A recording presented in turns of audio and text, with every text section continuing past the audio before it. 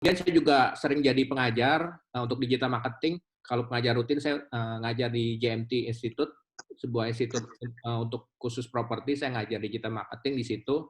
Saya juga udah sering dipanggil untuk sebagai pembicara di Universitas Indonesia, BINUS, dan kemudian sering jadi pengajar di banyak BUMN kayak Antam, Telkom, dan lain-lain. Jadi udah banyak sekali sih pengalaman saya untuk sebagai trainer di bidang digital marketing. Hari ini saya akan membagikan sedikit lah dari knowledge yang saya paham. Semoga ini bermanfaat buat brother-brother sekalian.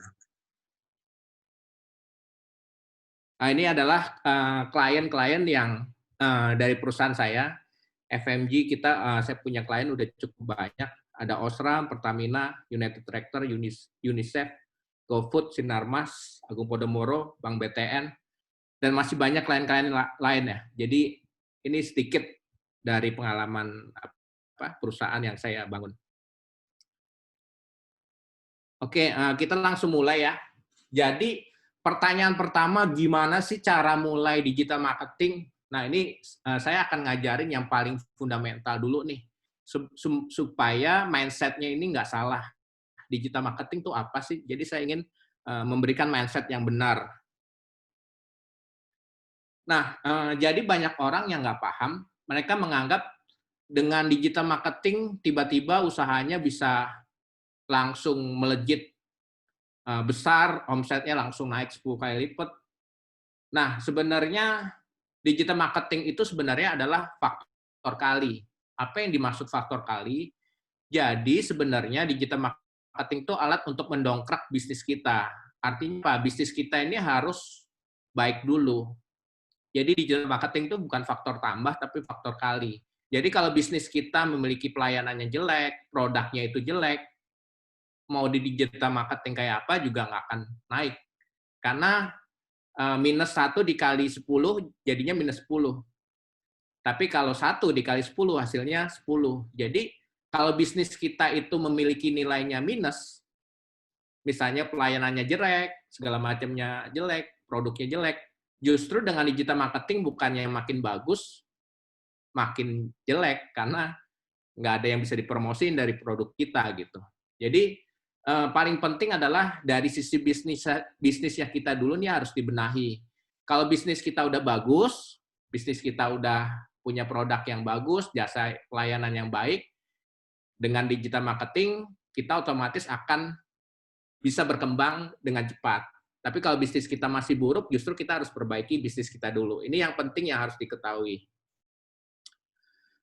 Oke, ya, ini 4 hal yang sebelum kita memulai digital marketing ada 4 hal. Pertama, bisnis harus memiliki produk atau jasa yang dibutuhkan pasar. Kalau misalnya kita punya produk atau bisnis nggak dibutuhkan, ya mau gimana, mau digital marketing juga nggak akan bisa. Ambil contoh misalnya kita hari gini masih jualan mesin fotokopi gitu. Ya orang udah nggak ada yang pakai fotokopi lagi. Ya kita mau digital marketing kayak gimana juga nggak akan naik gitu. Jadi produk kita harus atau misalnya hari gini kita masih jualan BlackBerry atau gimana ya, itu orang udah pakai handphone Android semua gitu ya. Jadi produk kita juga harus bagus gitu, dibutuhkan. Kemudian yang kedua, pelayanan bisnis. Pelayanan bisnis juga harus bagus. Kalau pelayanan kita buruk, kita promosin pakai digital marketing, malah banyak orang yang komen, nyebarnya makin lebih cepat dibanding kalau kita bisnisnya masih offline, ya kita perbaiki dulu lah. Pelayanan kita harus bagus dulu. Harus excellent dulu, baru kita gunakan digital marketing untuk memviralkan itu. Kemudian yang ketiga, pastikan juga kita bisa memenuhi permintaan. Jadi banyak sekali juga perusahaan yang minta ke saya, tolong Pak Thomas, saya mau digital marketing. Saya tanya, sehari bisa jual berapa banyak, bisa supply misalnya. Misalnya jualannya, produknya misalnya makanan. Oh, saya sehari cuma bisa jual maksimal 10. Ya saya tanya, kalau misalnya 10, Bapak atau Ibu belum butuh digital marketing, karena kalau digital marketing nanti ketika penjualannya naik jadi 100, gimana bisa penuhi gitu. Jadi ya kita harus bisa penuhi permintaan dulu nih. Kalau barangnya kita cuma bisa supply-nya dikit, ya kita jangan mulai digital marketing dulu ya. Kita benahin kemampuan kita untuk memproduksi dulu, seperti itu. Kemudian yang keempat, pastikan reputasi bisnis juga positif. Misalnya kita punya bisnis, banyak orang yang nggak puas, banyak orang yang komplain. Ketika kita mulai digital marketing, kita pasang website, sosial media, akhirnya apa? Orang akan menjelek-jelekan kita. Bukannya bisnisnya makin bagus, makin buruk. Karena orang banyak yang komplain, banyak yang kasih ratingnya jelek, kasih komen negatif. Jadi pastikan dulu nih, reputasi bisnis harus bagus. Nah, jadi ini 4 hal dasar sebelum kita mulai digital marketing, kita harus memastikan 4 hal ini. Tapi kalau misalnya sudah terpenuhi semua, mari kita lanjutkan. Nah, ini berpikir cara digital marketing yang benar. Jadi yang 3 hal penting kalau kita membangun digital marketing. Yang pertama itu harus berpikir dari sudut pandang konsumen. Apa yang dimaksud berpikir dari sudut pandang konsumen? Jadi misalnya kita jual produk suplemen ya, misalnya kita jual produk suplemen, ya kalau misalnya kita berpikir dari sudut pandang kita, misalnya kita seorang dokter farmasi, kita membuat suplemen kesehatan. Wah, kita membanggakan, kita mempromosikan produk kita nih, mengandung ini, bahasa-bahasanya pakai bahasa-bahasa farmasi, dan calon customer kita nggak peduli dengan itu. Tapi kalau kita mau menjual suplemen itu, ya kita harus berpikir dari sudut pandang manfaatnya buat calon konsumen ini apa. Oh, suplemen ini bisa meningkatkan imun tubuh, sehingga bisa menghindari kita dari penyakit COVID-19. Nah, itu cara jualannya seperti itu. Tapi jangan jualannya dari sudut pandang kita gitu. Atau misalnya, ambil contoh, kita mau jualan jasa digital marketing, karena menurut kita mobile apps paling bagus, kita jualnya mobile apps. Padahal belum tentu perusahaan itu butuh mobile apps. Jadi berpikirlah dari sudut pandang customer, ya. Jadi kita nggak boleh berpikir dari sudut pandang kita, tapi berpikirlah dari sudut pandang customer kita. Kemudian yang kedua adalah fokus pada kebutuhan dan memecahkan masalah mereka. Ya tentu penting banget. Jadi kalau kita menjual produk itu berfokus untuk memecahkan masalah mereka. Masalah mereka apa? Misalnya kalau kita punya produk software, ya kita punya produk software, masalahnya apa? Kita bisa misalnya penghematan. Dengan software kita bisa menghemat tenaga kerja, SDM lebih sedikit. Nah, berpikirlah dari sudut pandang itu, memecahkan masalah untuk customer kita. Kemudian yang ketiga, ini yang penting banget adalah kembangkan added value bisnis kalian. Nah, ini penting karena kalau kita di dalam situasi kompetisi seperti ini, kita nggak punya added value, maka kita nggak akan bisa menang, kita nggak akan bisa jualan. Ya.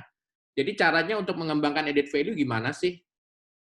Nah, ini caranya seperti ini. Jadi kalau kita mau mengembangkan added value, kita selalu kelompokkan menjadi tiga kelompok ya. Kelompok yang pertama adalah poin-poin apa sih yang dibutuhkan pelanggan kita. Masuk di sebelah kuadran sebelah kiri, kita list down lah satu-satu. Kemudian kita list down juga apa sih yang menjadi keunggulan kita yang kita tawarkan. Kemudian yang di bawah adalah apa yang menjadi kekuatan kompetitor kita. Ya. Jadi kita harus bisa menciptakan added value itu dari irisan yang apa yang dibutuhkan pelanggan kita dengan apa yang menjadi keunggulan kita. Tapi tidak beririsan dengan apa yang menjadi kelebihan dari kompetitor kita. Ya, jadi kuncinya di situ. Banyak sekali orang yang kita berusaha maksimal setengah mati menjual kelebihannya, padahal kelebihannya itu sudah dimiliki oleh kompetitor yang sangat kuat. Akhirnya biaya promosinya sia-sia. Dia menghabiskan banyak uang karena tidak bisa mengangkat sesuatu yang menjadi kekuatannya dia, tapi yang tidak dimiliki oleh kompetitor. Nah, itu penting sekali. Ini kita harus temukan dulu nih, apa yang menjadi kekuatan kita beririsan dengan kebutuhan konsumen kita, tapi tidak beririsan dengan kelebihan kompetitor kita. Oke, ini ide-ide pengembangan added value banyak sih sebenarnya idenya. Ini ada beberapa saya bantu. Misalnya kita kenali dulu nih kebutuhan utama pelanggan kita apa. Lalu kita ciptakan inovasi yang dapat membantu kebutuhan mereka, ya. Misalnya ambil contoh gini, kita punya produk device handphone, ya. Kalau handphone orang itu kesulitannya konsumen apa sih mempelajari cara makainya ya. Ya, kalau kita misalnya jualan handphone, kita punya produk handphone kan manual book udah biasa. Nah, kita bisa nih bikin supaya lebih powerful, kita bikin manual booknya dalam bentuk video. Otomatis akan membantu mereka, ya. Bantu mereka agar dapat membeli produk kalian lebih mudah. Ya, misalnya kita punya produk makanan ya, kita daftarkan ke Gojek supaya orang bisa pesan lewat Gojek atau lewat bukan Gojek, lewat GoFood atau lewat GrabFood ya. Kemudian bantu mereka menggunakan produk kalian ya, misalnya kita bikin manual book dengan video. Bantu mereka untuk terlihat baik. Ya, kita bisa bikin program-program charity, misalnya dalam memberi, kalau kalian, misalnya contohnya Aqua lah. Kalau kalian membeli 1 liter Aqua sama dengan seperti membantu 1 liter untuk air bersih di Papua misalnya. Nah, itu jadi orang beli produk itu merasa baik gitu ya. Atau misalnya kayak Body Shop against animal testing ya. Jadi orang tuh merasa baik membeli produk mereka. Kemudian hiburlah mereka tuh kita entertain mereka. Ada salah satu contoh tuh waktu dulu saya pernah lihat kardus prasmanan makanan itu kalau dibalik itu baliknya ada komiknya, itu juga menghibur ya. Sebenarnya ide-ide yang sederhana kita bisa gunakan untuk meningkatkan added value produk kita. Oke, kemudian yang paling penting juga kita harus tahu bahwa setiap bisnis itu seperti manusia, jadi memiliki karakteristik yang berbeda-beda. Jadi cara untuk digital marketingnya itu beda-beda, nggak bisa sama, ya. Jadi banyak sekali yang nanya ke saya juga, Pak Thomas, saya ini butuh website nggak sih, ya? Membutuhkan website atau tidak, itu ada caranya untuk menentukan, ya. Jadi cara berpikirnya seperti ini ya. Kalau di dunia online sama dunia offline itu sebenarnya sama gitu ya. Cuman beda medianya, ya. Nah, bisnis itu ada 2 macam. Bisnis yang sifatnya berhubungan dengan perusahaan, dengan bisnis yang sifatnya berhubungan dengan konsumen langsung atau user. Contohnya kita ambil tadi case-nya misalnya United Tractor nih. Ada satu klien saya United Tractor, mereka menjual alat berat, ya. Nah, kalau website ibaratnya tuh kalau diumpamakan di dunia offline, itu ibaratnya kantor. Kantor representatifnya kita. Nah, kebayang nggak kalau orang mau beli alat berat yang harganya miliaran, ya, kalau belinya sama perusahaan yang nggak punya kantor, percaya nggak? Otomatis nggak akan percaya, gitu. Jadi kalau misalnya menjual barang-barang yang mahal, mesin pabrik, alat berat, orang akan percaya kalau perusahaan tersebut punya website. Tapi kalau nggak punya website, mereka nggak akan percaya. Karena website yang nggak punya, ini perusahaan apaan gitu. Jadi seperti itu. Tapi berbeda sama parameternya itu kalau kita di dunia real, kita misalnya jalan-jalan ke mall, kita beli sandal jepit. Kita nggak peduli nih perusahaan sandal jepit ini punya kantor atau enggak, saya nggak peduli. Atau saya beli misalnya, nggak usah sandal jepit, misalnya kita beli baju aja, kita juga yang penting bajunya bagus. Pakaiannya bagus. Saya nggak peduli nih, yang jual pakaian ini punya kantor atau enggak, saya nggak peduli. Yang penting bajunya, produknya bagus. Nah, kalau produk-produk demikian, itu nggak punya website juga nggak masalah. Karena orang nggak pentingin itu kantor. Kalau produk atau bisnis yang orang mentingin kantor, maka produk itu harus punya website. Karena website itu ibaratnya kantor dia di dunia online. Ya. Jadi kayak orang jual sandal lewat Tokopedia ya cukup. Nggak perlu dia punya website sendiri. Ya. Jadi dalam bisnis itu nggak wajib punya website, tapi kalau bisnisnya itu berhubungan dengan perusahaan yang besar, ya kita wajib punya website supaya meningkatkan kredibilitas kita. Nah, kemudian apalagi yang kita harus ketahui sebelum kita memulai digital marketing, yang kita harus ketahui itu adalah customer journey. Customer journey itu adalah perjalanan customer dari mereka mulai mencari sampai menemukan kita, caranya gimana? Ini customer journey ya. Jadi customer journey ini ada 5 tahap, ya, 5 langkah step dari awal sampai dia akhirnya membeli. Jadi step yang pertama itu yang disebut namanya action search. Mereka mencari, tahap pencarian. Ya. Tahap pencarian ini juga karakteristik setiap bisnis beda-beda. Ya. Mereka ada yang mencari kita lewat search engine, ada yang mencari kita lewat marketplace, ada yang mencari kita lewat sosial media. Jadi search ini macam-macam. Ya. Jadi tergantung dia mau cari lewat apa. Tapi kalau bisnis yang tadi udah sifatnya pabrik, ya, misalnya mau beli traktor, ya, ada perusahaan mau beli traktor, dia akan perintahin bagian purchasing-nya. Pak, kamu cari traktor nih, alat berat. Mereka pasti akan browsing-nya ke Google kan, cari browsing perusahaan yang jual traktor. Nggak mungkin dia buka Instagram cari yang jual traktor. Nah, jadi karakteristik beda, cara pencariannya pun beda gitu ya. Nah, kemudian setelah search mereka akan masuk ke action to click. Jadi mereka akan muncul di search itu berdasarkan research dari Google, orang itu akan maksimum itu kalau membuka Google, search engine itu pencarian sampai halaman ketiga. Ya sebaiknya bisa di halaman pertama karena 70% klik itu terjadi di halaman pertama ya. Ingat jadi halaman pertama itu penting sebenarnya ya. Karena 70% orang klik itu di halaman pertama. Sisanya baru dia di halaman kedua dan ketiga. Jadi sebisa mungkin ketika orang search di Google dengan kata kunci yang berhubungan dengan bisnis kita, muncullah kita di halaman pertama. Itu penting banget. Tapi kalau tidak, ya maksimum di halaman ketiga gitu ya.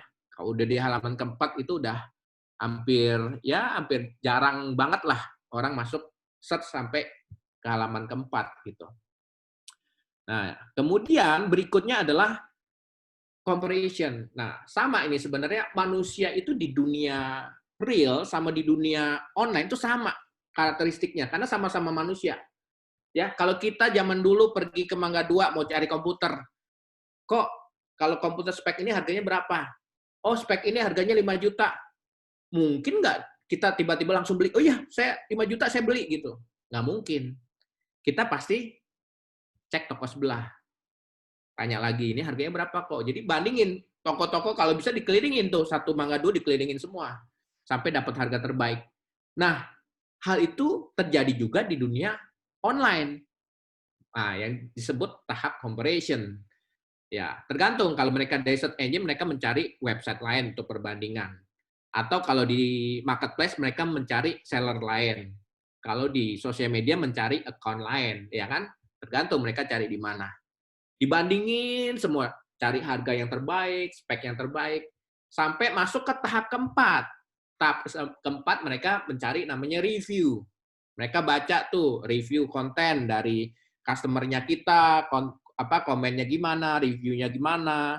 Kemudian mereka juga baca nih professional review. Contohnya kalau misalnya beli kosmetik, mereka cari beauty blogger. Oh, kosmetik ini bagus nggak? Kosmetik ini cocok nggak untuk kulit kering atau kulit lembab dan sebagainya. Jadi mereka mencari professional review untuk sebelum membeli produk. Nah, sampailah ke terakhir, ke bagian terakhir adalah decision making. Tahap pengambilan keputusan mereka mau beli atau enggak. Nah, di tahap kelima ini faktor-faktor yang menentukan. Yang pertama, customer service kita. Responnya cepat nggak nih? Kalau lama, mereka nggak akan mau. Terus, cara pembayarannya gimana? Untuk produk-produk kayak gadget kayak handphone, kemudian laptop yang harganya mahal-mahal, itu umumnya orang itu suka kalau misalnya mereka bisa nyicil. Jadi kalau bisa nyicil tuh berdasarkan riset juga kemungkinan orang beli itu naik ya, naik bisa 2 sampai 3 kali lipat kemungkinan orang untuk membeli dibanding mereka harus bayar langsung 100%. Kemudian delivery time-nya gimana? Kalau produk makanan ya khususnya ini delivery time-nya juga penting karena takut kan sampai di tangan udah nggak seger lagi gitu ya. Kemudian ada additional cost nggak? Itu juga menjadi pertimbangan. Nah, jadi ini adalah 5 perjalanan customer dari mulai menemukan sampai mereka membeli produk kita. Ini kita harus tentuin, setiap bisnis beda, kita harus pelajari customer journey bisnis kita tuh seperti apa. Kemudian ini digital marketing funnel. Ini yang paling sederhana bentuknya seperti ini, karena setiap bisnis itu unik. Ini saya bikin yang paling sederhana lah, funnel yang paling sederhana. Ya, kalau bisnis-bisnis yang lain saya biasanya udah bikinnya digital marketing blueprint, udah nggak funnel lagi. Ya, jadi kalau digital marketing funnel ini ada 4 tahap juga ya. Mulai dari orang yang belum kenal bisnis kita, kita sebutnya namanya stranger. Kenapa stranger? Karena mereka belum kenal bisnis kita. Nah, supaya orang yang belum kenal bisnis kita ini mengenal bisnis kita harus tahap attract. Caranya gimana? Kita harus bikin mereka jadi pengunjung. Baik pengunjung website ataupun pengunjung sosial media kita. Teknik yang kita gunakan banyak. Bisa pakai SEO dengan cara yang organik ya, search engine optimization, atau SEM yang menggunakan iklan, atau social media marketing dan lain-lain ya, untuk akhirnya menjadi visitor. Kemudian dari visitor ini nggak cukup nih orang datang ke website kita atau ke sosial media kita tuh nggak cukup. Kita harus tingkatkan lagi menjadi leads. Apa yang dimaksud leads? Leads adalah orang yang terhubung dengan kita. Artinya kita udah punya database-nya, udah kita pegang nih datanya, ya, udah kita pegang emailnya, kontaknya dan lain-lain. Nah, masuk ke tahap acquisition. Caranya gimana? Kita ajak nih untuk mereka langganan email marketing kita. Kita bisa kasih free sample produk. Caranya gampang. Masukkan email kamu. Atau caranya gimana lah, kita bisa kasih bonus dan lain-lain supaya mereka ibaratnya mau berlangganan email marketing ke kita. Atau kita bisa mengajak mereka untuk like atau follow. Misalnya kan kalau restoran, kalau kamu follow, kamu bisa dapat free es krim misalnya. Itu contohnya untuk mereka menjadikan leads, orang yang terhubung dengan mereka. Nah, dari leads kita tingkatkan lagi menjadi customer, ya. Leads kita tingkatkan jadi customer karena bisnis kan ujung-ujungnya jualan, ya. Leads, orang yang terhubung dengan kita tingkatkan jadi customer. Caranya gimana? Kita convert. Convert kita banyak metodologinya. Bisa pakai email marketing, bisa pakai video marketing, kita bisa maintain lewat sosial media, kita bisa influence mereka. Kunci yang terpenting dari leads ke customer ini adalah konten. Bagaimana kita bisa membuat konten yang akhirnya bisa menginfluence mereka menjadi customer. Jadi konten pun juga ada tahapnya. Mulai dari beri manfaat, kemudian memperkenalkan produk kita, sampai akhirnya masuk ke conversion konten gitu ya. Jadi ada tahapnya.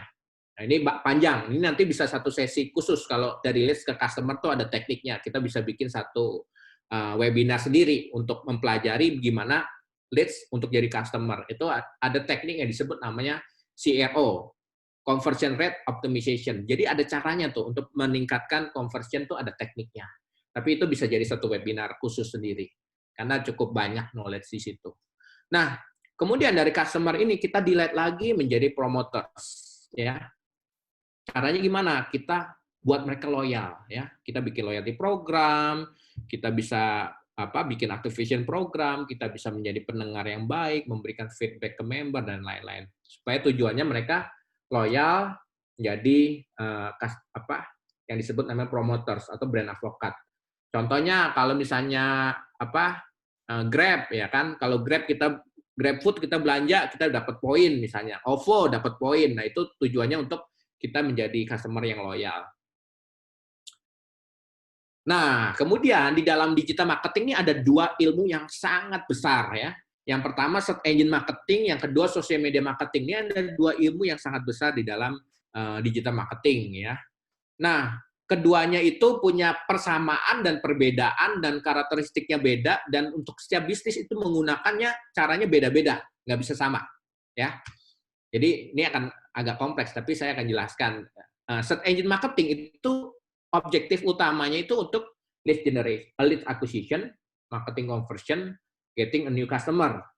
Nah, beda sama social media marketing yang objektif utamanya customer engagement, self retention, dan brand advocate. Jadi kalau social media marketing itu bagus untuk orang membeli kembali, ya. Jadi orang membeli pertama itu bagusnya lewat search engine marketing caranya untuk mendapatkan customer pertama kali. Tapi untuk maintain supaya dia beli kembali itu pakai social media marketing, ya. Jadi dua-duanya ada plus minus, ya. Kemudian search engine marketing itu kelebihannya apa? Dia bisa pakai namanya buying keyword. Buying keyword itu adalah kata kunci yang sudah mengarahkan orang mau beli produk, ya. Misalnya contohnya gini kalau buying keyword, kalau kata browsing keyword itu yang ibaratnya gambar properti gitu ya. Tapi kalau buying keyword itu udah ada nama tempatnya, misalnya sewa apartemen Jakarta. Nah, itu buying keyword. Kalau udah sebutin nama tempat tuh udah ada keinginan orang beli gitu ya atau menyewa ya. Ya kita bisa pakai buying keyword untuk mendapatkan list-list yang berkualitas. Itu kelebihan search engine marketing. Tapi kalau social media marketing kelebihannya ada juga. Jadi kalau search engine marketing itu orang mencari, kita harus aktif mencari. Tapi kalau social media marketing orang bisa aktif, bisa pasif. Ya, jadi itu kelebihannya gitu ya. Social media marketing punya kelebihan sendiri karena dia ada fitur recommendation-nya. Beda sama search engine yang orang harus aktif mencari produk kita. Dan dua-duanya plus minus, nggak ada yang nggak ada yang lebih kuat, nggak ada yang lebih lemah, gitu ya. Dua-duanya ini sama-sama canggih lah, search engine marketing maupun social media marketing. Dan keduanya punya kesamaan, kesamanya apa? Sama-sama punya teknik organik dan teknik yang menggunakan iklan, ya. Jadi search engine marketing ada SEO, search engine optimization untuk teknik organiknya. Kemudian ada teknik ads-nya juga yang disebut search engine marketing, SEM. Social media marketing sama, ada teknik organiknya yang disebut misalnya kalau Instagram kita sebut namanya Instagram algorithm, tapi ada teknik yang berbayarnya juga. Facebook Ads, Instagram Ads itu teknik yang berbayar. Keduanya ada ilmu itu, tapi hari ini karena waktu terbatas saya akan memberikan teknik yang organiknya saja. Karena teknik ads itu banyak banget, lebih kompleks, jadi saya akan hari ini fokus untuk men-sharingkan teknik organiknya aja. Dan teknik organik ini juga nggak akan semuanya saya kupas, saya akan kasih beberapa poin-poin pentingnya aja. Jadi saya akan langsung ke search engine optimization. Ini adalah teknik organik untuk search engine. Nah, untuk mengetahui cara kerjanya, nah ini ads ya, kalau di atas tuh ads, yang di bawah organik ya. Nah, untuk barang-barang tertentu emang harus pakai SEO. Kenapa? Karena Google itu Google itu tidak bisa iklan untuk produk misalnya apotek, ya nggak bisa. Produk obat-obatan nggak bisa. Minuman keras nggak bisa. Rokok nggak bisa. Judi nggak bisa. Jadi untuk barang-barang tertentu itu emang harus SEO. Ya. Jadi kalau misalnya kita punya apotek online, ya kita mau nggak mau harus pakai SEO, nggak bisa pakai ads, ya, karena ads nggak bisa kalau obat-obatan, ya. Jadi ini ada bedanya ads sama organik. Ads itu di atas, organik itu yang di bawah. Saya akan masuk ke teknik SEO-nya. Ya, jadi pertama kalau kita mau mempelajari cara kerja search engine, ini kita harus tahu dulu nih cara kerja search engine itu gimana. Oke, sebagai gambaran, seluruh algoritma, baik itu Google, Facebook, Instagram, dan semua jenis algoritma di digital itu sangat manusiawi. Jadi pada dasarnya, semua algoritma, semua AI itu diciptakan oleh manusia. Jadi semua AI, semua algoritma, semua robot itu cara pikirnya seperti cara pikir manusia dan sangat manusiawi, gitu ya. Nah, itu yang harus diketahui, ya. Jadi kalau search engine itu kita harus tahu tujuannya apa dulu, ya. Tujuan search engine itu adalah membantu manusia dalam menemukan konten yang relevan dengan apa yang dia cari. Nah, jadi tujuannya itu membantu manusia untuk menemukan konten yang relevan dengan konten yang dia cari, ya. Dengan tujuan itu, maka cara kerjanya seperti cara berpikir manusia dalam menemukan sesuatu, ya. Jadi saya akan pakai perumpamaan di sini ya. Di sini ada 3 tahap cara Google dalam ranking sebuah website. Ada tiga langkah. Yang pertama itu disebut namanya crawling, tahap penelusuran, indexing, tahap memverifikasi atau mengindeks ya, memasukkan. Ranking itu tahap mengurutkan. Jadi ada crawling, indexing, sama ranking ya. Jadi untuk memberi cara kerjanya itu gampang, saya akan pakai perumpamaan yang mudah ya, perumpamaan yang mudah. Jadi kalau misalnya orang mau mencari sesuatu, apa sih yang dilakukan? Misalnya ambil contoh ya, saya misalnya mau mencari dokter gigi ya. Saya akan menelusuri sebuah jalan kan. Saya akan menelusuri sebuah jalan, saya cari nih yang ada pelang dokter gigi. Mana yang ada pelang dokter gigi? Oh, ternyata itu yang ada pelang dokter giginya. Ya. Sama seperti kalau di website itu ada namanya page title, meta description, ada header, itu semua itu kayak pelang-pelangnya lah. Jadi page title dan meta description itu harus diisi yang mengandung keywordnya kita. Kalau nggak diisi, ya itu udah pasti jelek lah. Karena itu membantu Google dalam menemukan websitenya kita. Nah, kemudian setelah Google menemukan itu, di-scan kan, semua ada page title-nya, meta description-nya di-scan, akhirnya ketemulah ya, ibaratnya kita nih lagi lihat pelangnya, ketemu nih ada dokter gigi nih ya. Nah, setelah kita lihat ada pelang dokter gigi, kita masuk kan, pintunya kita buka, kita masuk. Ternyata pas kita masuk, di dalamnya ternyata bengkel mobil. Apa yang kita lakukan? Kita pasti keluar. Kita nggak jadi masuk. Itu sama seperti cara kerja indexing. Jadi di tahap indexing itu Google melakukan verifikasi. Tadi semua yang menggunakan page title misalnya apa properti Jakarta Murah itu, misalnya page title-nya ada properti Jakarta Murah, di-scan, dia masuk. Ternyata websitenya ngomongnya tentang makanan. Akhirnya nggak diindeks dengan kata kunci properti itu nggak diindeks. Nah, tapi dari sekian banyak ternyata yang pakai page title dengan kontennya itu sama, itu ternyata banyak. Ternyata ada 100, ya kan? Jadi yang diindeks ada 100 itu. Yang lain yang page title sama kontennya itu nggak sama, ya itu nggak diindeks sama Google, ya.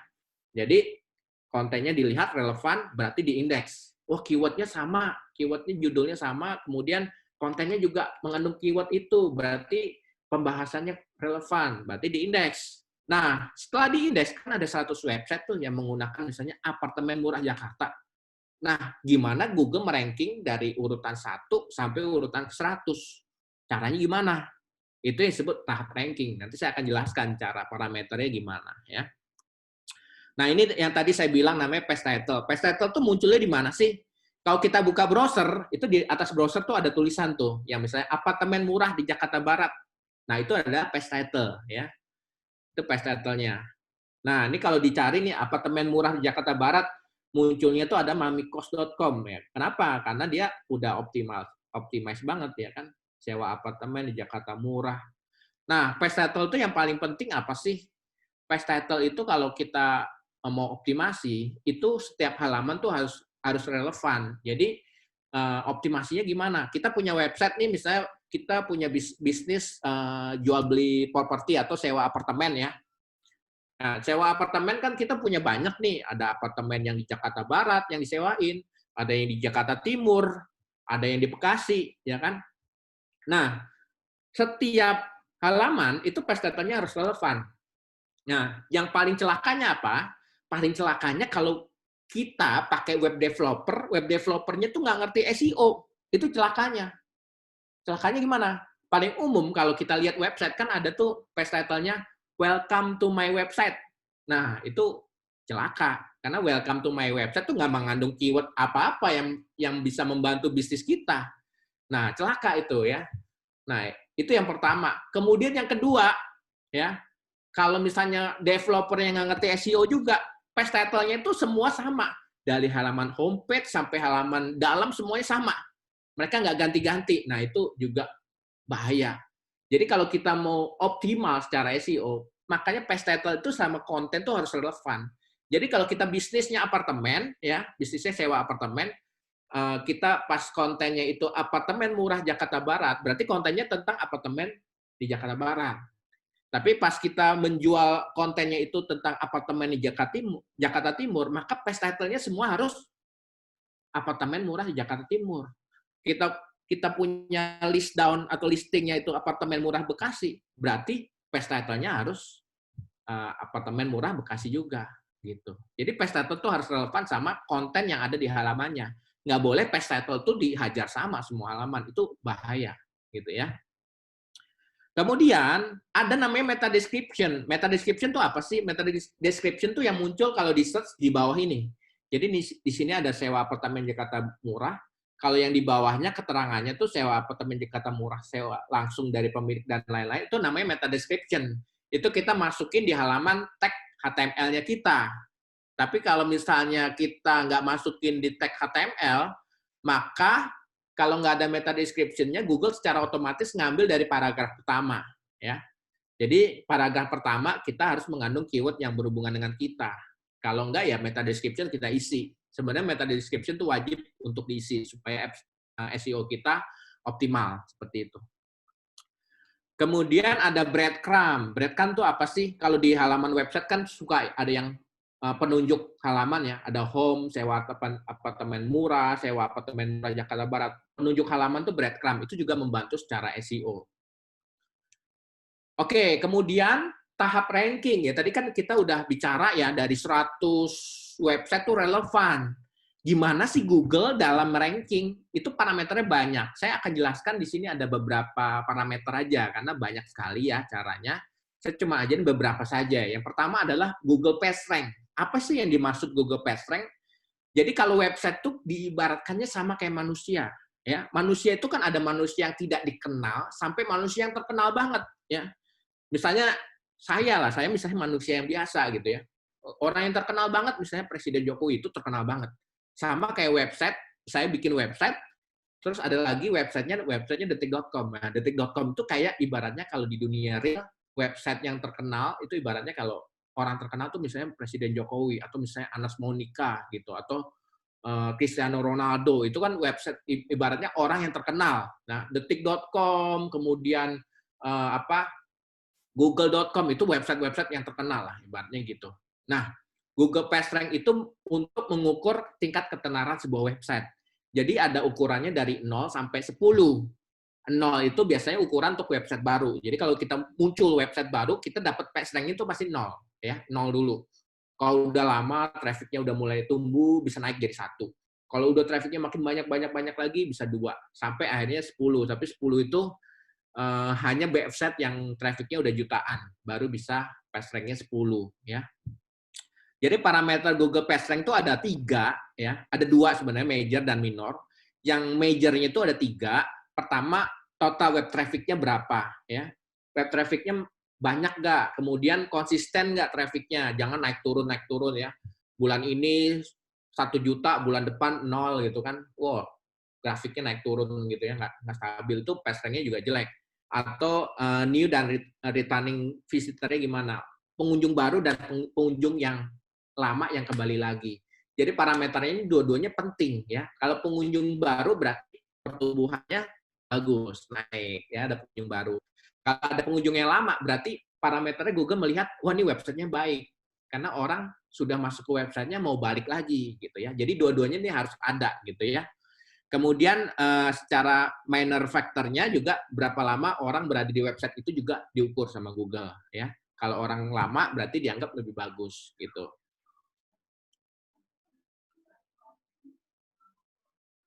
Kemudian parameter berikutnya ada namanya Page Authority dan Web Authority. Apa itu Page Authority dan Web Authority? Jadi authority itu dari katanya penulis atau pengarang ya, penulis atau pengarang. Jadi Google itu menilai parameter kualitas kontennya kita. Ya, itu Page Authority atau Web Authority. Page Authority adalah penilaian dari halaman website kita, ya, kualitas konten di halaman website kita, dan Web Authority itu menilai dari keseluruhan website kita. Jadi kualitas konten itu dinilai sama si Google, ya. Ibaratnya gini, kalau ibaratnya website itu diibaratkan manusia, ya. Website itu desain tampilan tuh ibaratnya fisiknya kita, konten tuh ibaratnya jiwanya kita. Jadi jiwa atau rohnya kita, ya, spiritnya kita tuh konten. Jadi konten tuh sebenarnya yang paling penting kalau ibaratnya website ya. Jadi skornya itu dari 1 sampai 100 ya. Itu Page Authority dan Web Authority skornya 1 sampai 100. Nah, kategori bagus itu di atas 24 ya. Di atas 24 tuh udah bagus dan sangat kuat tuh skornya tuh 50 ya, sangat kuat 50. Nah, itu cara nilainya gimana? Kalau kita punya SEO tools itu kita bisa tahu Page Authority atau Web Authority kita gimana. Nah, penilaiannya Page Authority dan Web Authority, caranya gimana sih? Ya, ini caranya. Pertama, ada 3 parameter dalam menilai ya tingkat kualitas konten websitenya kita. Yang pertama itu post konsistensi dan relevansi. Jadi kita punya website, hari ini launching, selama setahun nggak ada konten baru. Udah pasti Page Authority kita jelek, Web Authority kita pasti jelek. Kalau kita punya website tuh harus di-maintain terus dengan konten-konten yang baru, ya. Itu penting banget. Kemudian yang kedua, ya, kontennya original atau enggak. Anggap kita setiap hari bikin konten, artikel terus. Tapi kita copy dari sini, dari website ini kita copy paste masuk ke website yang kita, website ini kita copy paste. Jadi kontennya semuanya kopian. Nilainya juga jelek, Page Authority-nya, ya. Kemudian yang ketiga, kualitas kontennya. Kualitas konten itu dinilai dari apa sih? Misalnya ambil contoh, kalau Google kan namanya mesin dia bisa tahu nih, baca artikel kita berapa lama, ya, durasinya berapa lama. Kalau misalnya bacanya lama ya berarti dianggap lebih bagus gitu ya. Gitu. Jadi dilihat tiga hal ini untuk menilai Google Page Authority kita, ya. Nah, ini seperti ini nih, Page Authority dan Web Authority. Fast konsistensi secara rutin. Original tadi yang original, kualitas konten dilihat dari berapa lama orang masuk membaca kontennya kita. Kemudian berapa orang retention kembali ke artikelnya kita. Kemudian backlink. Nah, backlink ini juga sangat penting ya. Teman-teman, kalau di SEO itu backlink itu faktor yang ya paling sangat menentukan lah ya. Jadi kalau backlink itu di dunia real itu kalau website diumpamakan manusia, backlink itu apa sih? Backlink itu adalah rekomendasi ya, rekomendasi. Ambil contoh kita misalnya punya orang tua nih, misalnya sakit jantung ya. Kita kan nanya ke teman-teman, dokter yang pakar jantung siapa sih? Ya kan ada si A yang bilang, "Oh, yang ini bagus gitu ya." Nah, itu rekomendasi itu yang disebut namanya backlink. Jadi website itu ibaratnya kayak manusia, perlu ada rekomendasi dari orang lain, perlu ada rekomendasi dari website lain ya. Itu yang dinamakan backlink. Jadi backlink itu ada 2 parameter yang penting. Yang pertama adalah backlink quantity. Jadi secara quantity seberapa banyak yang memberikan backlink. Jadi misalnya kita sebagai seorang dokter ahli atau kita seorang digital marketing ahli, berapa orang yang memberikan rekomendasi bahwa kita seorang pakar. Makin banyak makin bagus ya kan. Itu dari sisi quantity. Tapi quality juga penting. Quality itu apa sih? Jadi quality-nya itu ini. Ya. Oke, quality backlink itu dilihat dari siapa yang memberikan backlink. Jadi website yang memberikan backlink itu page rank-nya seperti apa. Jadi website-nya terkenal nggak? Misalnya kita dapat backlink dari website yang nggak jelas lah, website A gitu, blognya siapa. Kemudian satu lagi ada kompetitor kita dapat backlink dari detik.com. Otomatis backlink dari detik.com itu yang nilainya bagus. Nah, backlink itu parameternya apa sih pengertian backlink? Jadi misalnya gini, kita punya website tentang properti nih misalnya, kita jualan properti. Kemudian di websitenya Detik itu ada artikel tentang properti. Kalau kalian ingin mengetahui beli properti dengan pakarnya, pergilah ke website ini. Kalau diklik, itu backlink masuk ke websitenya kita. Itu yang disebut namanya backlink. Jadi kalau ada link balik ke website kita, itu yang disebut namanya backlink. Ya. Pengertian backlink seperti itu. Biasanya website yang trafficnya besar tuh backlinknya juga banyak pasti. Ya. Jadi siapa yang memberikan backlink? Orang terkenal, makin terkenal, itu makin bagus. Jadi makin website itu terkenal, makin bagus backlinknya. Kemudian page authority-nya gimana? Jadi kualitas konten dari yang memberikan backlink juga mempengaruhi, ya backlink-nya bagus atau enggak. Kemudian yang ketiga nih yang paling penting adalah backlink relevansi. Backlink relevansi itu contohnya kayak gini ya. Misalnya saya sama Bro Bani ya, kita sama-sama bikin restoran ayam geprek gitu ya. Nah, saya punya restoran itu yang bilang enak tuh orang-orang biasa. Misalnya teman saya, si A bilang enak, si Anton bilang enak gitu ya. Nah, tapi Bro Bani ini yang bilang ayam gepreknya Bani ini enak, itu seorang chef. Nah, chef itu identik dengan makanan. Otomatis orang akan lebih percaya rekomendasi dari chef dibanding rekomendasi dari orang biasa. Atau misalnya sama-sama terkenal lah. Saya dapat rekomendasi dari misalnya Presiden Jokowi bilang ayam geprek saya enak gitu ya. Kemudian Bro Bani bikin restoran ayam geprek yang bilang enak tuh Chef Arnold gitu ya, chef terkenal. Nah, otomatis orang akan lebih percaya rekomendasi dari si Chef Arnold. Jadi backlink-nya itu lebih relevan. Jadi website itu kalau dapat backlink yang relevan itu lebih bagus. Jadi misalnya kita punya website properti, dapat backlink dari Detik Property itu lebih bagus dibanding dari detik.com-nya sendiri gitu. Jadi backlink itu makin relevan makin bagus.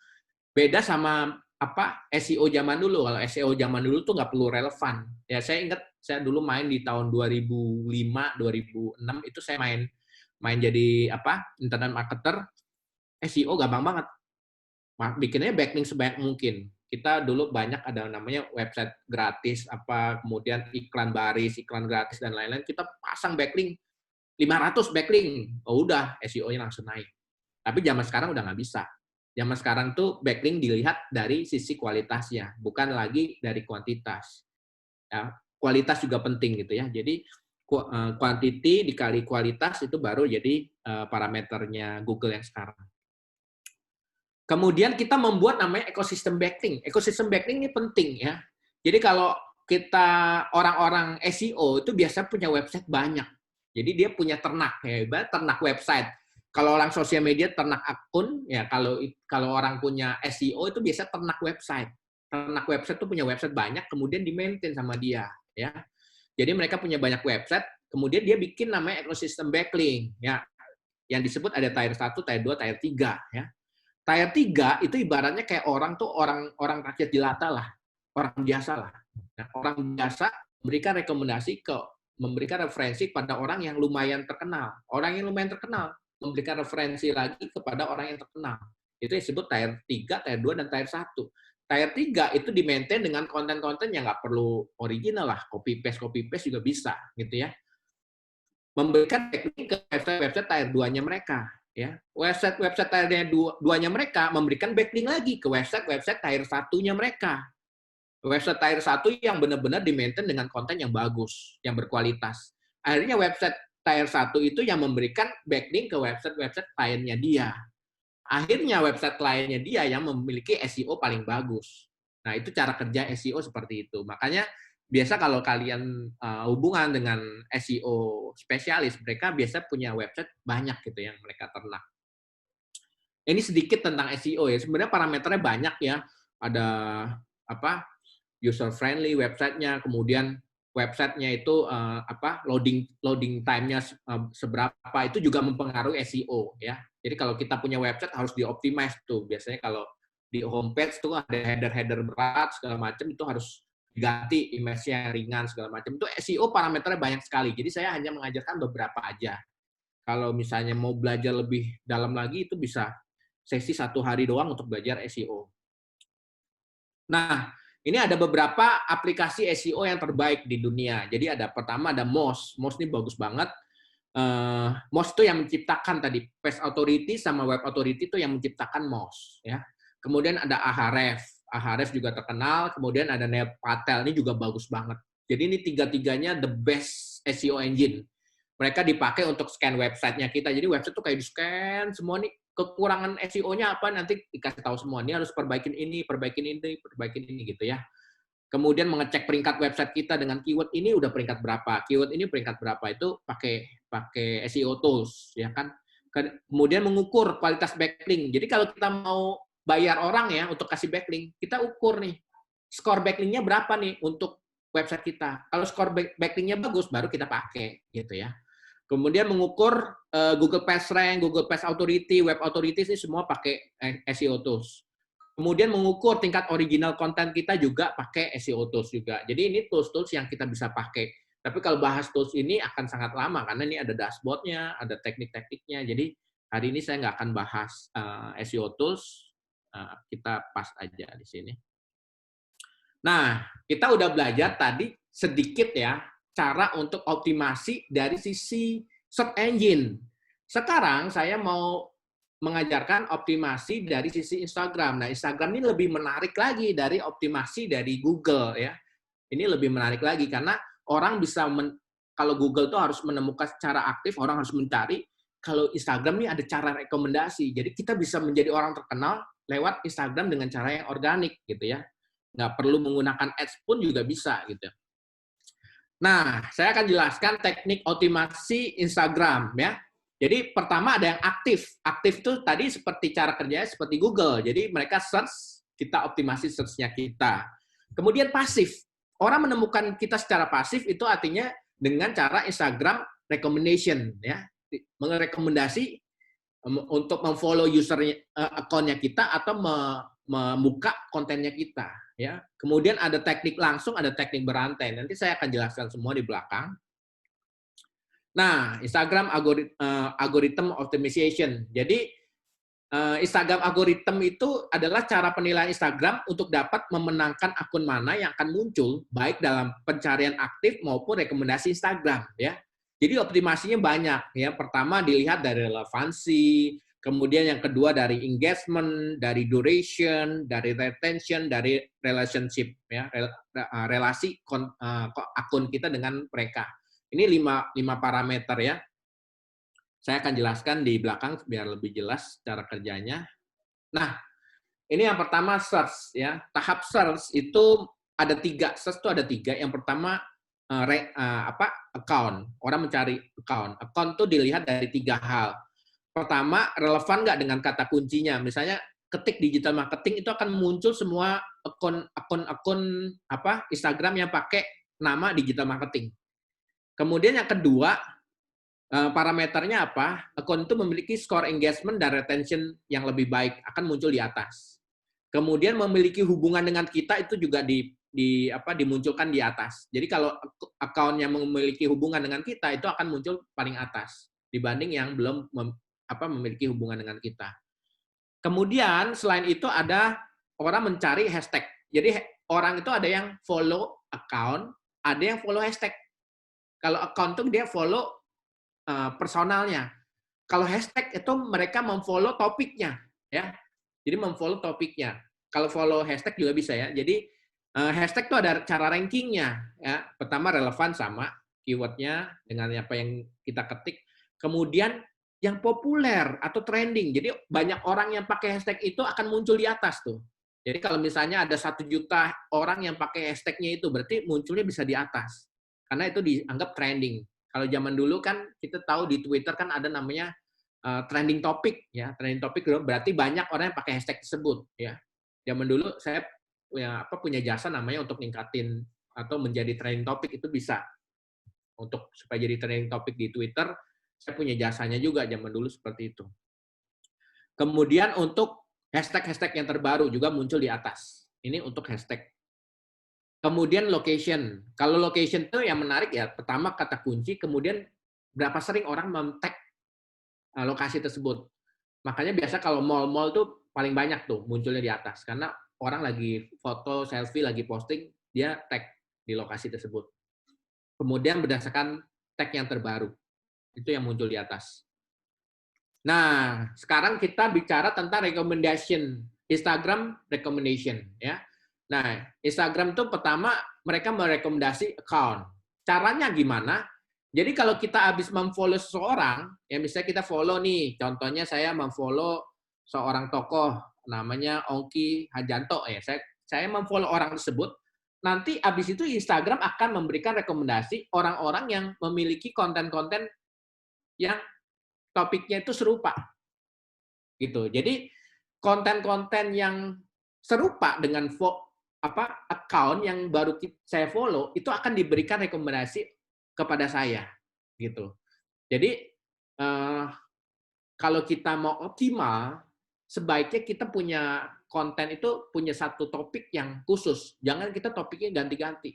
Misalnya contohnya gini, kita hari ini ngepost tentang food, besok tentang properti, besok tentang fashion, itu ganti-ganti terus setiap hari postingan Instagram kita. Nah, otomatis si Instagram tuh bingung, ini nih account-nya topiknya tentang apa? Nah, anggap misalnya gini, ada orang yang baru, kita punya bisnis tentang properti. Kemudian ada orang yang baru memfollow Instagram tentang properti.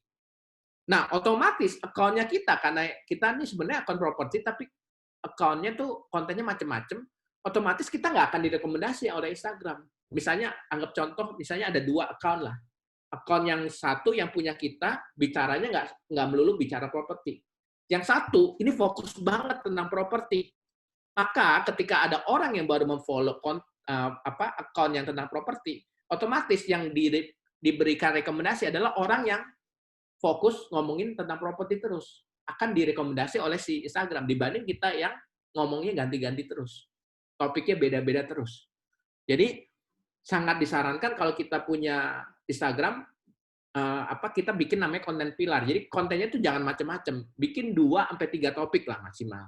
Jadi supaya nggak terlalu banyak topiknya, sehingga secara rekomendasi si Instagram ini akan merekomendasi orang yang lebih fokus gitu ya.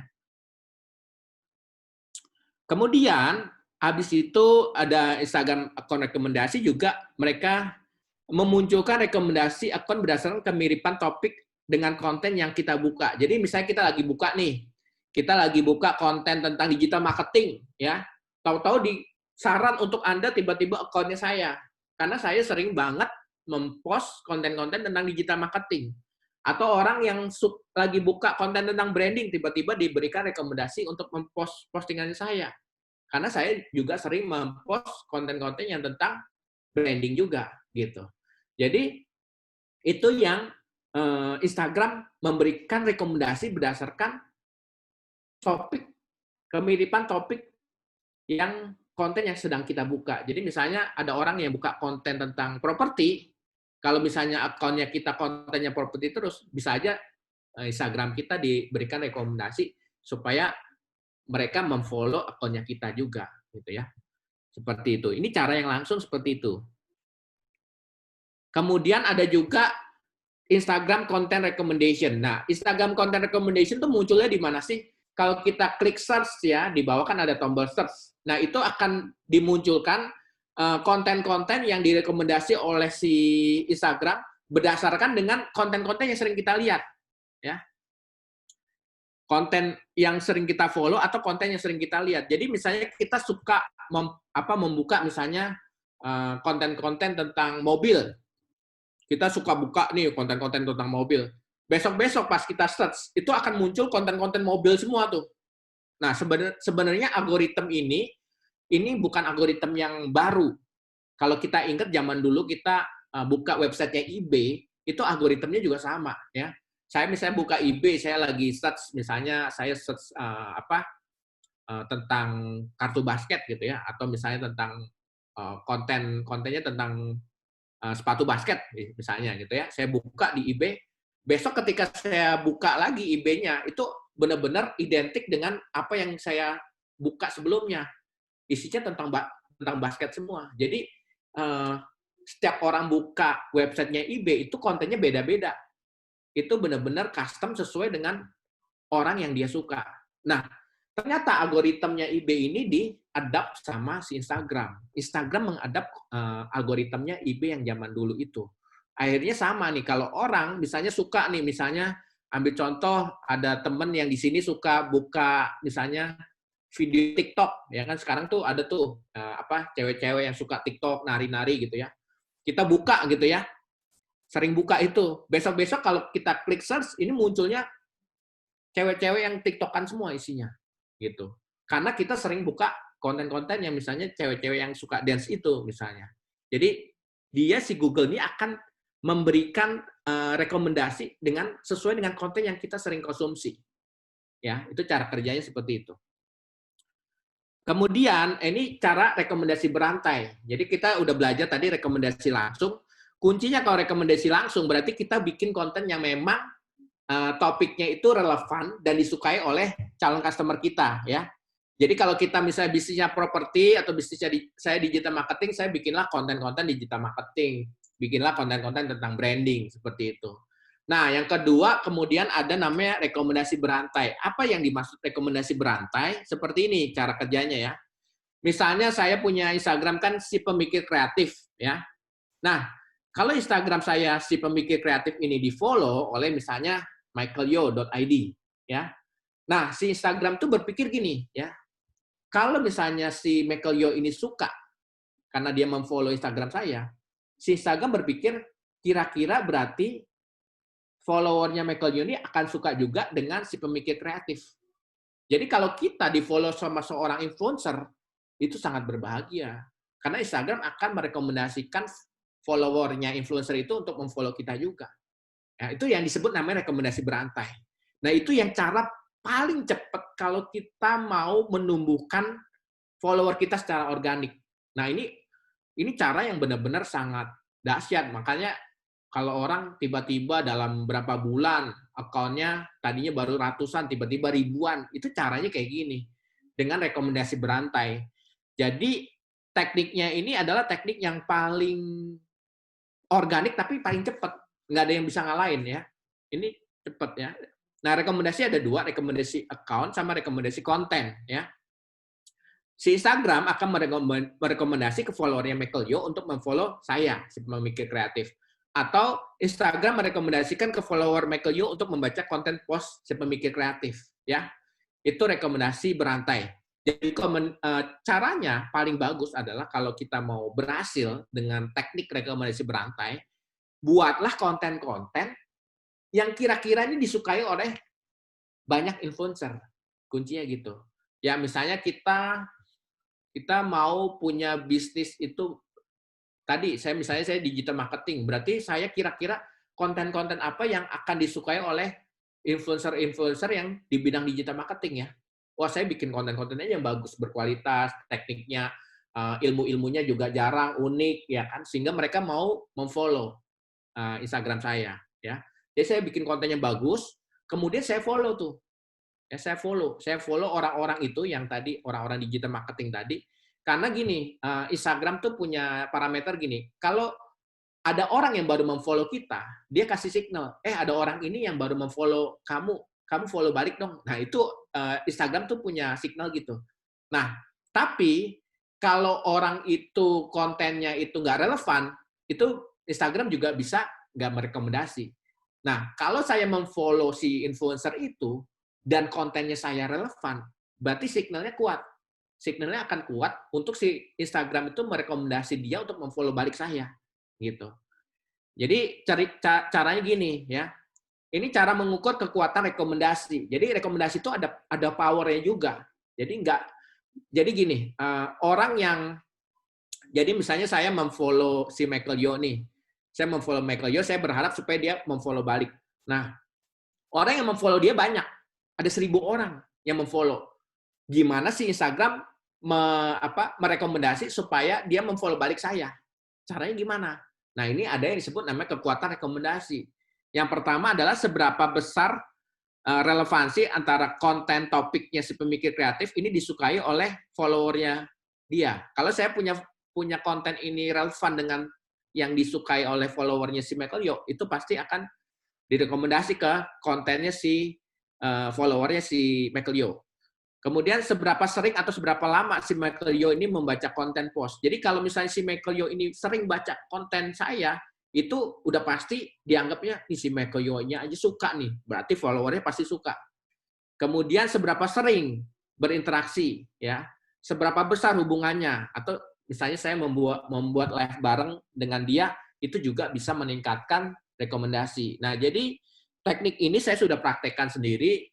Beberapa saat ini saya memfollow banyak influencer-influencer di bidang digital marketing, saya followin, akhirnya banyak yang follow balik ke saya, dan akhirnya saya bikin collabs Instagram live bareng dengan mereka, dan akhirnya follower saya naik drastis. Yang tadinya saya cuma 300 sebelum COVID, sekarang sudah 8.000 gitu ya. Ini karena dengan kekuatan rekomendasi berantai. Jadi rekomendasi berantai ini sangat cepat dalam meningkatkan follower secara organik ya.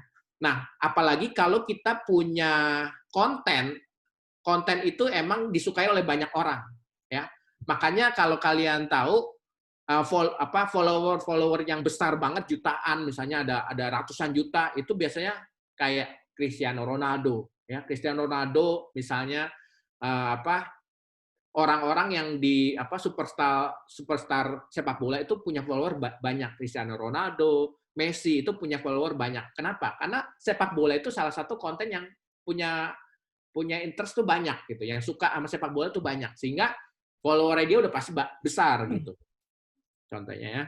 Sorry, Bro Thomas, Ya. aku interupsi sedikit nih. Nah, Ini kan dari jam 9.15. Kalau kira-kira masih banyak nggak, Bro? udah sebentar lagi selesai. Bentar lagi ya. Oke. Iya. Nah, kemudian nih, ya, ini cara cepat memanfaatkan algoritma rekomendasi Instagram berantai. Ya, buatlah konten semenarik mungkin dengan satu topik yang pasti. Konten harus berkualitas agar influencer mau memfollow Instagram kita. Kemudian follow-lah para influencer itu yang memiliki konten dan topik yang serupa dengan kita. Setelah itu influencer tersebut akan memfollow kita dan ajaklah mereka collab untuk melakukan IG Live. Ini cara yang paling cepat. Nah, ini kalau ini habis itu ada hashtag. Hashtag itu lebih ke hashtag relevansi. Kemudian pakailah hashtag-hashtag yang kompetisinya rendah. Jangan spam hashtag. Nah, ini kalau caption, bikinlah konten yang bisa menyentuh emosi. Nah, ini social value. Social value itu penting ya. Kalau kita bikin konten sosial media, gimana sih konten kita supaya banyak orang share ke teman-temannya ya. Jadi bikinlah konten yang inspirasional gitu ya. Kemudian bikinlah konten yang fun, fakta-fakta yang tidak lazim. Kemudian David vs Goliath, ini juga konten-konten yang orang suka share. Nah, Social value itu adalah sesuatu yang orang ketika baca kontennya kita, dia pingin share ke temennya. Itu yang memiliki artinya social value. Kalau mau tahu konten-konten social value itu apa, pikirlah konten-konten yang sering dibagiin di WA group family kita. Itu biasanya konten-konten yang memiliki social value tinggi. Buatlah kontennya seperti itu, supaya banyak yang men-share konten kita. Kemudian Instagram algorithm, bikinlah call to action. Jadi engagement itu penting ya. Like, comment, share itu penting. Jadi engagement makin besar, itu value Instagram algorithm kita makin bagus. Nah, postingan juga. Kalau misalnya hari kerja, postinglah kurang lebih jam 12. Hari Jumat jam 10 atau jam 12. Kalau weekend jam 10, jam 12, jam 6. Itu yang bagus waktunya. Nah, kemudian jangan kalau kita bikin konten jangan menyerang kepercayaan orang. Kemudian buatlah konten yang berdasarkan misalnya life value, motivation dan lain-lain. Ini do and done-nya. Kemudian ini adalah struktur. Kalau kita bikin konten tuh harus punya struktur yang disebut namanya 3H. Help, hub, sama hero. Help itu adalah konten-konten yang bermanfaat yang bisa membantu calon-calon customer-nya kita, misalnya berupa tips yang bermanfaat dan lain-lain. Itu yang harus paling besar. Ini mau Google, mau Instagram, di algoritmnya tuh help konten tuh yang paling penting. Karena help ini adalah konten yang bisa attract calon customer kita. Kemudian hub konten itu adalah konten yang bicara tentang value perusahaan kita, profil produk kita, supaya mereka mengenal brandnya kita. Hero konten itu konten yang untuk meningkatkan engagement, artinya konten yang untuk meningkatkan interaksi, atau yang disebut namanya viral content. Kita bikin konten yang memanfaatkan tren, membangun engagement, itu yang disebut namanya hero content. Nah, ini gimana bikin hero content? Kita bisa bikin apa yang lagi trending, apa opini kita, kemudian point of view-nya kita, output-nya juga harus ada caption, call to action, sama hashtag. Ya.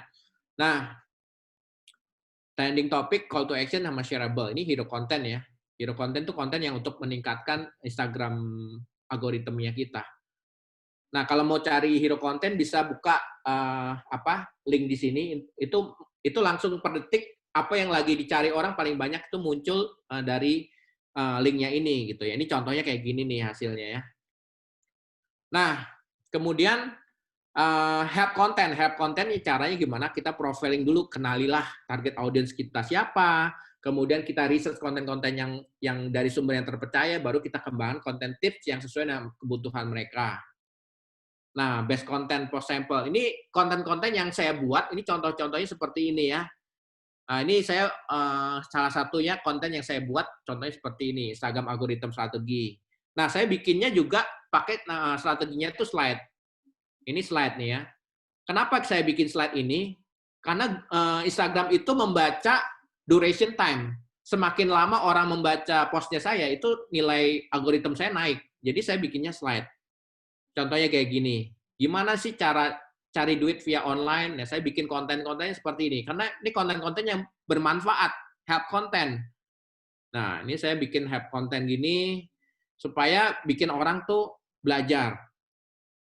Nah, saya juga bikin konten-konten yang unik. Ini yang nggak banyak orang tahu. Misalnya brand vs marketing tuh kayak gimana sih? Saya perumpamakan tuh kayak Ferrari vs Toyota ya kan. Ferrari itu dari brandnya, Toyota tuh dari marketingnya gitu ya. Karena Toyota itu kan penjualannya terbesar. Mana yang lebih baik? Orang banyak yang berpikir, oh mendingan saya jadi Toyota aja karena penjualan terbaik. Padahal nggak kayak gitu juga. Nah, ya kalau misalnya kita ngomong brandnya udah kuat, tinggal ada caranya supaya si Ferrari ini bisa mengalahkan penjualannya Toyota. Saya ajarin caranya gimana. Ini bikinlah Ferrari kalau bikin program ini udah pasti penjualannya Toyota akan kalah gitu. Saya ajarin salah satu strategi yang unik, yang konten-konten yang seperti ini nggak bisa ditemukan di konten-konten lain selain Instagramnya saya. Sehingga konten ini yang suka akhirnya influencer juga memfollow Instagram saya kayak. Nah ini ide-ide kreatif nih, misalnya saya bikin ide kreatif di saat pandemi COVID, ya, buat ide brand kreatif. Contohnya kayak gini. Nah ini misalnya ya kontennya seperti ini, bebek goreng PSBB, bebeknya aja pakai masker, apalagi orangnya. Saya bikin konten-konten yang kreatif gini supaya orang suka gitu ya, seperti itu. Nah, Ini sekian dari saya membagikan sedikit lah tips-tips dari tadi search engine marketing secara organik maupun Instagram secara organik. Sekarang masuk ke sesi tanya jawab. Kalau teman-teman mau nanya, silahkan saya berikan waktunya. Saya balikan ke Bre Bani. Silakan, Bro Bani. Give me applause juga, give applause buat Bro Thomas ya. Malam ini luar biasa, bagus banget. Ngepas banget sesuai apa yang kita omongin ya Bro Thomas ya sebelum kita mau sharing di sini.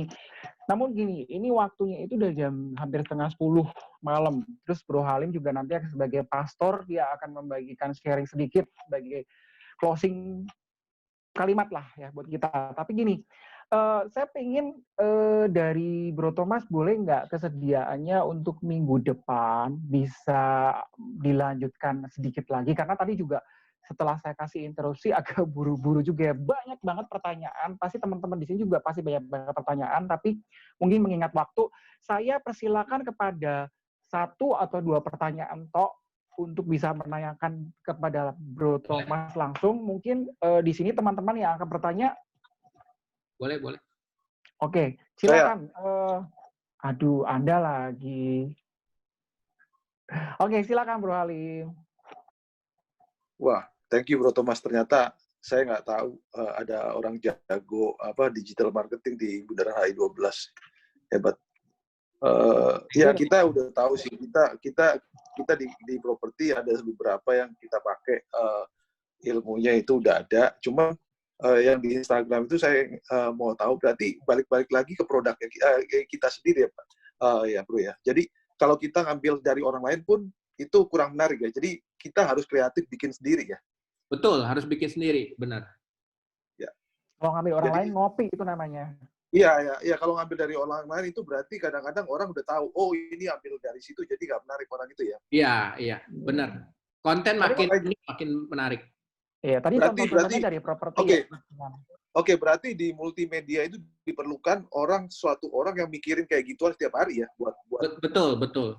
Kalau saya bikin sendiri kontennya saya bikin sendiri setiap hari. Ya, sambil bikin kreatif. Oke, ada pertanyaan lagi nggak, Be? Oke, thank you. IG Live itu efektif banget ya naikin follower ya, sama engagement ya. Iya, naikin. Karena tapi gini, IG Live-nya harus yang dengan orang yang bidangnya serupa ya. Jangan orang yang bidangnya jauh. Iya. Iya, oke, betul. Berarti kita harus konsisten. Jadi ngobrolin tentang kopi gitu ya. Ya, sebenarnya kalau bisa yang serupa lebih bagus. Jadi misalnya gini, cara pikirnya gini, paling gampang gini. Kalau kita follow orang, jangan kita follow orang tuh yang beda bidang sama kita. Artinya gini, kita kalau mau follow orang, kita mikir dulu, kira-kira nih kalau saya follow, orang ini bakal follow balik saya nggak? Kalau nih misalnya orang ini bakal follow balik saya, follow-lah orang itu. Dia bakal kalau gitu contohnya gini ya. Iya. Ini contohnya Bro Thomas, jadi gini, kalau contohnya saya nih ya, semua saya hobinya seumpama nih, kalau saya pasang konten saya tentang mobil gitu kan, berarti kan saya mungkin ada hobi mobil, pasti saya akan follow-nya semua yang penggemar mobil sama seperti saya, itu lebih bagus ya? Iya, kalau kita jualan mobil gitu, kalau kita jualan mobil kita follow orang yang suka mobil. Oke, dari situ banyak follower yang di luar yang mereka punya masuk ke kita juga ya berarti intinya seperti itu. Iya. Nah kebanyakan gini nih, ini salah satu study case yang paling banyak terjadi. Teman-teman saya kan banyak yang datang saya, Thomas nih saya udah bertahun-tahun dia maintain Instagramnya, tapi kok nggak berkembang. Followernya dari dulu 1.000, 2.000 doang, nggak pernah naik gitu. Nah setelah saya cari tahu, ternyata masalahnya dia, ya ini kebanyakan orang ya, saya nggak bisa sebut, tapi ini umumnya kebanyakan orang. Karena dia sama-sama laki juga, dia follow-nya tuh cewek TikTokan semua. Jadi dia itu bisnisnya bisnis coach, tapi dia mau supaya dia bikin kontennya tuh tentang coaching banyak banget, terus bagus, tapi dia follow-nya cewek TikTokan semua. Nah, saya bilang, ini masalahnya di sini. Kalau cewek TikTokan, walaupun followernya banyak, dia nggak akan follow balik ke kamu. Karena cewek TikTokan ini nggak akan suka kontennya bisnis. gitu. Bebani bertobat. Understand. Ya itu biasanya gitu, akhirnya nggak berkembang. Halim nih.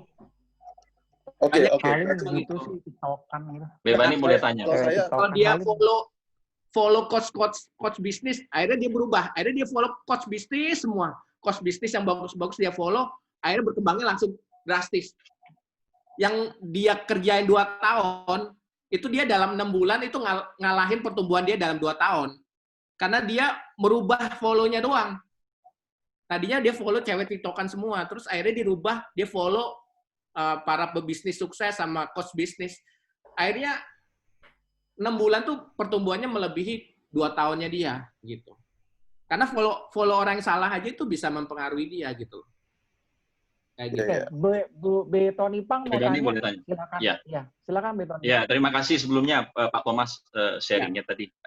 Tadi kan Pak Thomas tadi sebut B. Thomas tadi sebut salah satu poin yang tadi disampaikan itu adalah pemilihan produk ya. Jadi pastikan bahwa yang kita jual itu adalah produk yang dicari orang. Nah, kalau saya boleh tahu, bagaimana cara cara B. Thomas untuk mencari tahu gitu, untuk pemilihan produk. Ya, itu ada beberapa tools yang kita bisa cari tahu. Pertama, kita bisa pakai Google Trend. Paling gampang Google Trend. Buka aja googletrend.com ya, nanti situ bisa tahu keyword-keyword apa yang banyak orang cari selama yang berhubungan dengan bisnis kita bisa tahu. Yang kedua bisa pakai namanya Google Keyword Tools ya. Kalau di Google Ads itu ada Google Keyword Tools. Kalau kita sudah berlangganan Google Ads, kita udah pakai, itu di dalamnya ada keyword tools-nya yang dia bisa munculin bisnisnya kita apa, websitenya kita masukin, nanti dia ada rekomendasi keyword. Muncul semua tuh di situ. Nah, kalau keyword yang cari bisnis kita dikit, baru sehari, baru 1-2, itu mendingan jangan jualan itu, karena permintaannya berarti masih sedikit. Google Trend tidak berbayar ya? Tadi Google Ads kan itu berbayar kan? Google Trend nggak berbayar. Google Ads itu minta temen aja yang sudah punya Google Ads untuk liatin. Oh, baik. Terima kasih Tuhan Yesus berkati. B. Thomas, gini nih B. Thomas. Saya kepikiran nih, ini topiknya sangat menarik banget, apalagi di masa pandemi ini kita butuh tools ini ya. Jadi Instagram, terus tadi belum jelasin mengenai Facebook juga. Boleh nggak sih bro, minggu depan saya minta Bro Thomas bisa join lagi dan bisa sedikit sharing lagi untuk lanjutannya. Jadi kita bisa tanya kembali lagi, teman-teman di sini juga bisa bergabung lagi dan tanya lagi. Terus karena ada beberapa pertanyaan-pertanyaan juga, aku juga ada list sekitar 10 pertanyaan nih. Nah kalau misalnya bersedia, kira-kira bisa nggak B. Thomas besok minggu depan lagi untuk bisa lanjutannya? Boleh bro, boleh. Boleh ya. Ya buat bayar, bro. Maksudnya, kalau saran saya jangan Senin lagi. Baiknya dilanjutkan di hari Sabtu. Hari Sabtu aja pagi. Oh. Supaya nanti lebih santai. Terus ini. nanti Senin pembicara dari luar lagi gitu loh. Gini B, kalau Sabtu pagi itu Senin jarang ada itu. Nanti diomongin lagi deh. Tapi siap ya, B. Thomas ya. Teman-teman mungkin kalau ada pertanyaan lagi bisa ditampung dulu karena ini waktu juga sangat terbatas. Nanti B. Halim juga belum sempat bicara di sini ya.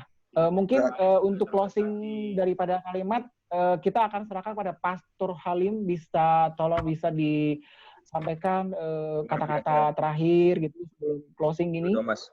Ya, Bro, Thomas, saya mau ambil kesimpulan dari penjelasan Anda hari ini. Jadi intinya kalau di Instagram atau multimedia itu intinya harus kita punya produk dulu, itu harus bagus dulu ya. Intinya sama konsisten apa yang fokus dengan apa yang kita mau tuju ya. Contohnya ngomong kasarnya seperti ini. Saya mau konten saya itu everyday is a fashion. Jadi saya harus posting fashion terus dan kata-kata fashion itu terus ya. Betul. Meskipun saya punya bisnis yang lain di luar fashion itu, saya harus kumpulin. Iya, saya bikin 2 account. Terus habis itu saya kumpulin follower saya dari apa yang saya punya passion, sehingga dari situ kita bisa memperkenalkan bisnis kita ya. Iya, kayak gitu betul. Oke. Understand. Thank you. Mohon izin, mohon maaf. Luar biasa, Bro Alim. Interupsi, sorry, mohon izin, mohon maaf. Udah Silakan, kenalan Bro sama Edwin. Komandan Balikpapan ya? Saya maafkan, Bro Edwin. Kenapa, B. Edwin? Udah kenalan sama Komandan Balikpapan ya? Belum. Siapa ya? Si Wan atau Pak Yefta ini ini ya? belum ada. Iya, Ada temanku Bang dia. Yefta. Oh, Pak Yefta. iya. Iya, Pak kenal no. Yefta, Apa selamat malam guys? Pak Yefta. Oke, selamat malam Pak Yefta. Bro, Pak. Iya, Pak Yefta boleh diperkenalkan Pak, buat kita semua di sini biar kita sama-sama kenalan di sini Pak, Pak Yefta, Pardede. Ya, sorry, ini kebetulan lagi dalam posisi signal kurang baik, jadi saya matikan ininya.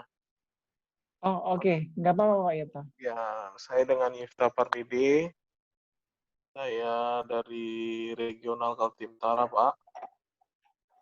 Saya berdomisili di Balikpapan. Istri 1, Pak anak 2. Yefta Pak. udah pernah. Oh, oke. Pak Yefta udah pernah bergabung di Food Gospel ya, Pak?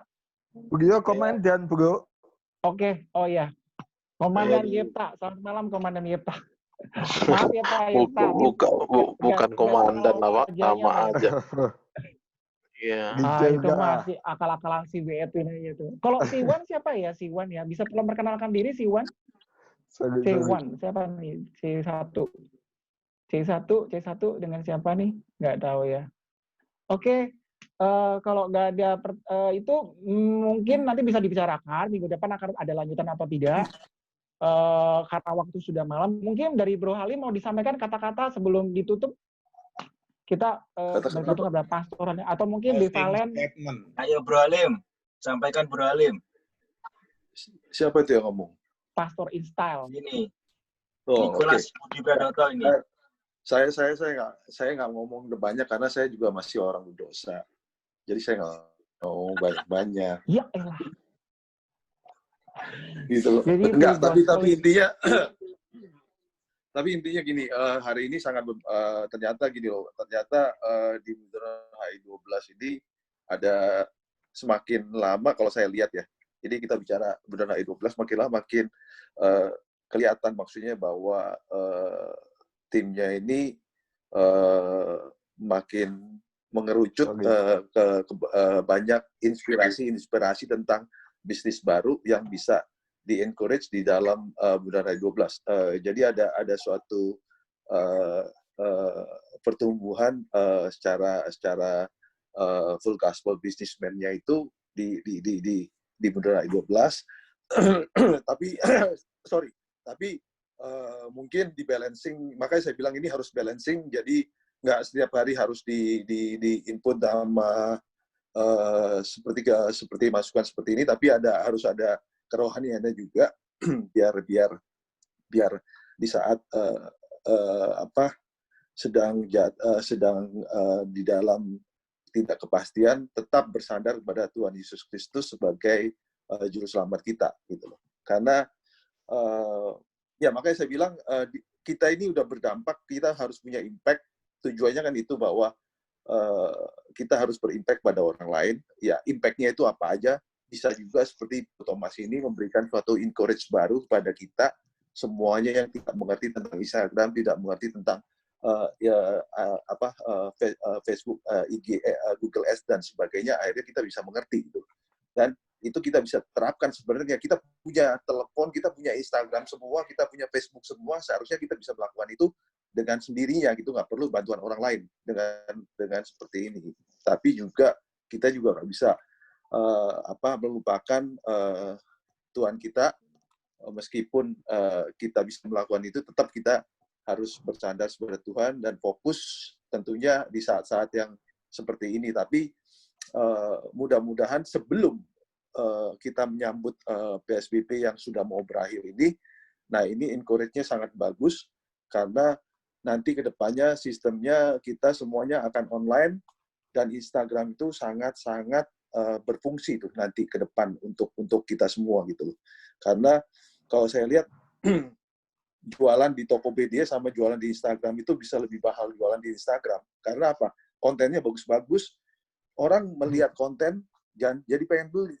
Kita lihat produknya. Di Tokopedia iklannya cuma segitu doang. Jadi di Instagram itu kita bisa bikin konten yang bagus sehingga iklannya itu lebih bagus gitu. Jadi orang lihatnya beda kelasnya sama Tokopedia sama Instagram gitu. Karena memang saya lihat, saya udah bandingin bahwa jualan di Tokopedia sama jualan di Instagram harganya lebih mahal jual di Instagram, tapi orang beli gitu kan. Jadi kan itu suatu bisa ada perbedaan antara Tokopedia dengan Instagram. Ya memang Instagram mungkin nggak bisa nyicil kayak Tokopedia, tapi lama-lama mungkin bisa melakukan itu, saya juga nggak tahu.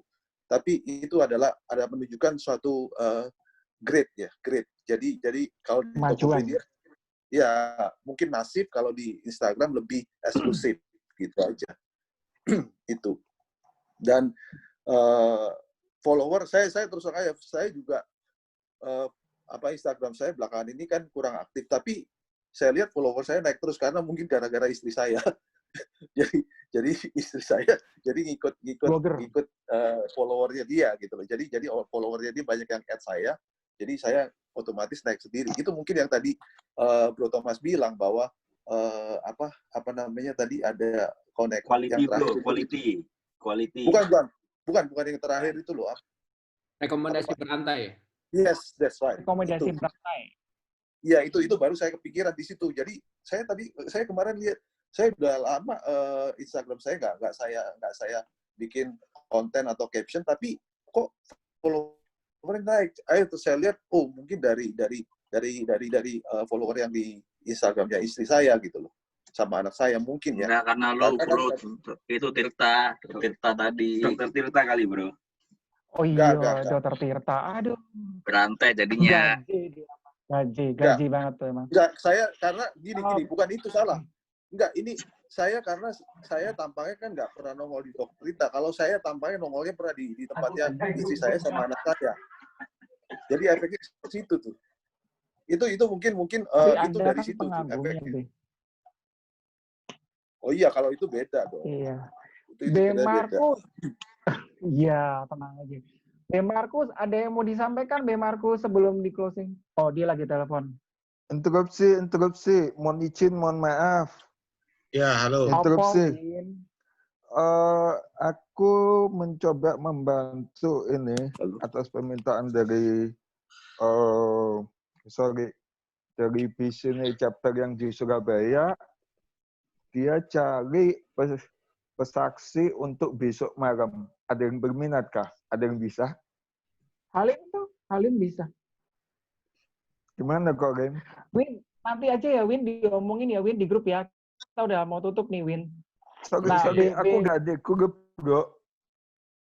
Kan? Oh iya, kamu bisa hubungin Halim deh. Nanti coba. BH aja, Halim. Dia orang Surabaya. Iya. Surabaya dia bisa, Pak. Kalau enggak Billy itu Surabaya. Oke, Markus mau Markus mau disampaikan, B? Ya emang sih saya ikut dari awal, tapi memang keren sih ininya materi malam hari ini. Terus dan seperti tadi yang B Halim bilang bahwa pembeli di Instagram itu memang eksklusif lah di Instagram. Saya membandingkan barang ada obat atau yang saya beli dari Instagram, saya cek di Instagram dan saya cek di Tokopedia dengan kualitas barang yang sama, harganya cukup jauh berbeda. Di Instagram bisa jual beli 2 gratis 1, di Tokopedia harganya cuman 15.000 per 1 biji. Sementara beli 2 gratis 1 harganya hampir 200-an ribu. Jadi saya masih tetap memilih di Tokopedia. Oke, dan memang betul seperti yang dibilang B Halim, Bundaran HI 12 semakin baik, semakin solid, dan teman-teman yang ada di Bundaran HI 12 semakin sangat berkualitas, dan kiranya CP dan teman-teman pengurus bisa mempertahankan semua ini, dan iman juga semakin bertumbuh, dan saya yakin dan percaya setiap kita pasti mengalami breakthrough yang luar biasa.